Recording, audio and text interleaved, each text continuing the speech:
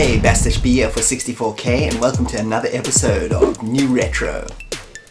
So for anybody that's never watched an episode of New Retro before, if this is your first episode, what the show is about, I play a new game for an old system and then we have a look at the inspiration game behind the new one.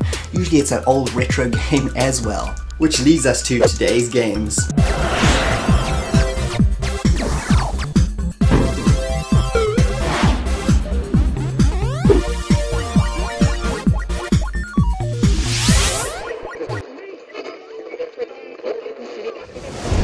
So let's first have a look at the inspiration game, the original arcade version of Donkey Kong Jr. Donkey Kong Jr. was released in the arcades in 1982 by Nintendo and is a direct sequel to the classic Donkey Kong. Only this time the roles are reversed. Instead of Mario being the hero, he's now the villain, imprisoning Kong, with Jr. trying to free his dad from Mario's clutches. The game was a side-scrolling platform game with 4 stages of brutal difficulty. The Nintendo royalty that worked on this game is quite impressive to say the least. Shigeru Miyamoto was the director as well as performing graphic duties, with Yoshio Sakamoto, who went on and created the original Metroid game. And to round out the stellar team, it was produced by Gunpei Yokoi, who ended up creating the original Game Boy as well as the Game & Watch series, which I actually owned the original Game & Watch version of this game as a kid. This was only Miyamoto's second arcade game as a director, and he truly understood the fundamentals of what made an addictive and well-designed game, even from his early days. The game was extremely popular and it was quickly ported to many home systems of the day, including the Atari 2600, ColecoVision, Intellivision, and obviously the NES. But for some reason it never got a C64 port, which is pretty odd, seeing as the original Donkey Kong got 2 different ports on the system, one from Atari Soft in 1983 and one from Ocean in 1986. Why the Commodore 64 never got a Donkey Kong Jr. port is unknown, but that all changed finally in 2014. Now let's look at the new game that was inspired by this. Yes, 2014 was finally the year the wait was over. 32 years after its initial arcade release, we finally got to see an unofficial port of Donkey Kong Jr. on the Commodore 64. The game was headed up by Austrian programmer, musician and graphic artist Andreas Varga, who was also known as Mr. Sid in the C64 demo and music scene, with Mikhail Hastrup on music and Steve Day sharing graphic duties with Varga. This also happens to be most of the same team responsible for another brilliant 22 years later unofficial port of Prince of Persia also to the C64 in 2011. As far as an arcade port goes, I'd say this is probably the best 8-bit version of Donkey Kong Jr. out there. From the awesome loader title screen to the excellent well animated and colorful graphics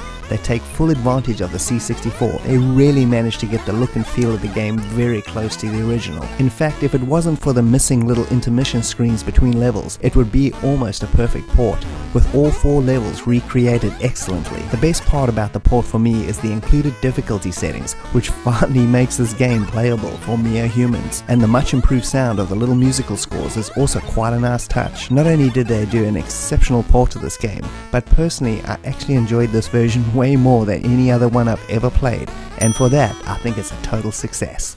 So if you want to play any of these games, the original Donkey Kong Jr. arcade game is available out there. I'm not putting any links to any Nintendo stuff, so I'm just staying away from that.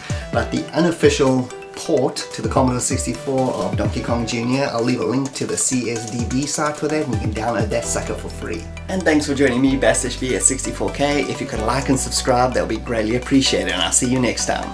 Cheers!